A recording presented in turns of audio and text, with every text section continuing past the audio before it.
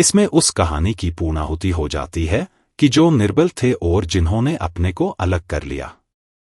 हमें अब यह देखना है कि दूसरों ने अपने लिए उनके दरवाजे बंद देखकर अपना घर क्यों बंद कर लिया। इसे मैं जाति प्रथा के निर्माण की क्रियाविधि की प्रक्रिया मानता हूं। यही कारीगरी थी, क्योंकि ऐसा अवश्यंभावी होता है। यही दृष्टिकोण और मानसिकता है जिसके कारण हमारे पूर्ववर्ती इस विषय की व्याख्या करने से कतरा, क्योंकि उन्होंने जाति को ही एक अलग इकाई मान लिया, जबकि वह जाति प्रथा का ही एक अंग होती है। इस चूक या इस पैनी दृष्टि के अभाव कारण ही सही अवधारणा बनने में मदद नहीं मिली है। अतः सही व्याख्या करने की आवश्यकता है। एक टिप्पणी के जरिए मैं अपनी व्याख्या प्रस्तुत करूंगा, जिसे कृपया आप सदा ध्यान में रखें। वह टिप्पणी इस प्रकार है: जाति अपने आप में कुछ नहीं है, उसका अस्तित्व तभी होता है जब वह सारी जातियों में स्वयं भी एक हिस्सा हो। दरअसल जाति कुछ है ही नहीं, बल्कि जाति प्रथा है। मैं इसका उदाहरण देता हूं।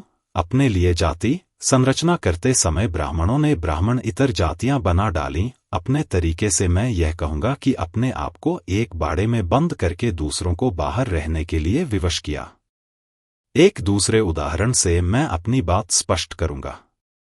भारत को संपूर्ण रूप में देखें, जहां विभिन्न नामों से विभिन्न समुदाय हैं और सबको अपने समुदाय से लगाव है, जैसे हिंदू, मुसलमान, यहूदी, ईसाई और पारसी।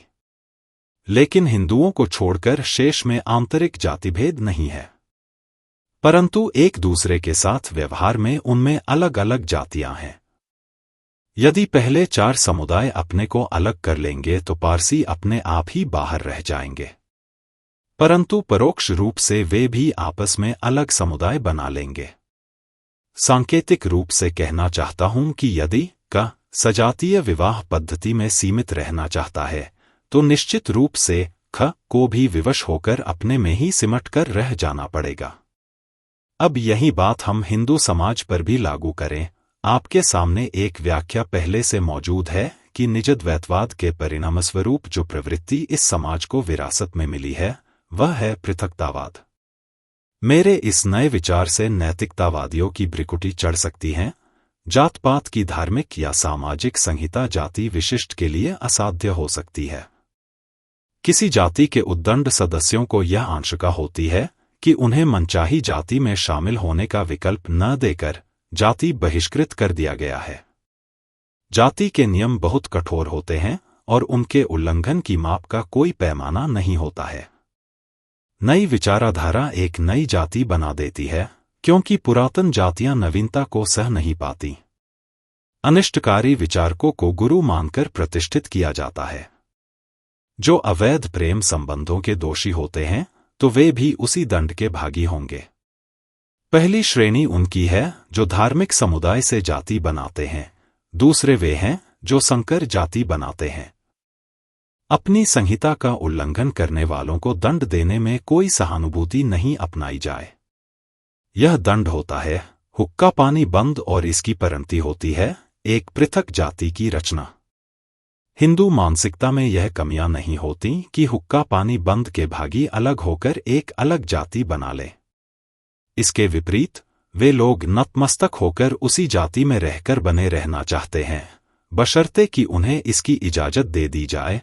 परंतु जातियां सिमटी हुई इकाइयां हैं और जानबूझकर उनमें यह चेतना होती है कि बहिष्कृत लोग एक अलग जाति बना लें। इसका विधान बड़ा निर्दयी है और इसी बल के अनुपालन का परिणाम है कि उन्हें अपने में सिमटना पड़ता है, क्योंकि अन्य वर्गों ने अपने को ही परिधि में करके अन्य वर्गों को बाहर बंद कर दिया है, जिसका परिणाम है कि नए समुदाय जातिगत नियमों के निंदनीय आधार पर निर्मित समुदाय यंत्रवत विधि द्वारा आश्चर्यजनक बहुलता के साथ जातियों में बराबर परिवर्तन किए गए हैं। भारत में जाति संरचना की प्रक्रिया की यह दूसरी कहानी बताई गई है। अतः मुख्य सिद्धांत का समापन करते हुए मैं कहना चाहता हूं कि जाति प्रथा का अध्ययन करने वालों ने कई गलतियां की हैं, जिन्होंने उनके अनुसंधान को पथभ्रष्ट कर दिया। जाति प्रथा का अध्ययन करने वाले यूरोपियन विद्वानों ने व्यर्थ ही इस बात पर जोर दिया है कि जाति प्रथा रंग के आधार पर बनाई गई, क्योंकि वे स्वयं रंगभेद के प्रति पूर्वाग्रही हैं। उन्होंने जाति समस्या का मुख्य तत्व यही भेद माना है, परंतु यह सत्य नहीं है। डॉक्टर केतकर ने सही कहा है कि सभी राजा, चाहे वे तथाकथित आर्य थे अथवा द्रविड़, आर्य कहलाते थे। जब तक विदेशियों ने नहीं कहा, भारत के लोगों को इससे कोई सरोकार नहीं रहा कि कोई कबीला या कुटुंब आर्य है या द्रविड़। चमड़ी का रंग इस देश में जाति का मानदंड नहीं रहा। वे अपनी व्याख्या का विवरण देते रहे और इसी बात पर सिर पटकते रहे कि जाति प्रथा के उद्भव का यही सिद्धांत है।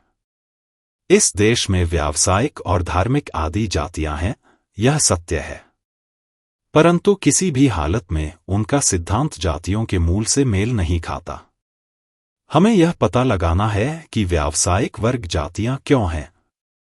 इस प्रश्न को कभी छुआ ही नहीं गया। अंतिम परिणाम यह है कि उन्होंने जाति समस्या को बहुत आसान करके समझा, जैसे वे चुटकी बजाते ही बन गई हों।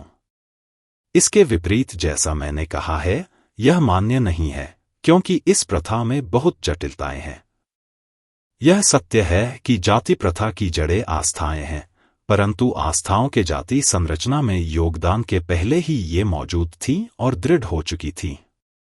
जाति समस्या के संबंध में मेरे अध्ययन के 4 पक्ष हैं। 1. हिंदू जनसंख्या में विविध तत्वों के सम्मिश्रण के बावजूद इसमें दृढ़ सांस्कृतिक एकता है। 2. जातियां इस विराट सांस्कृतिक इकाई अंग हैं। 3. शुरू में केवल एक ही जाति थी। और 4. इन्हीं वर्गों में देखा देखी या बहिष्कार से विभिन्न जातियां बन गईं।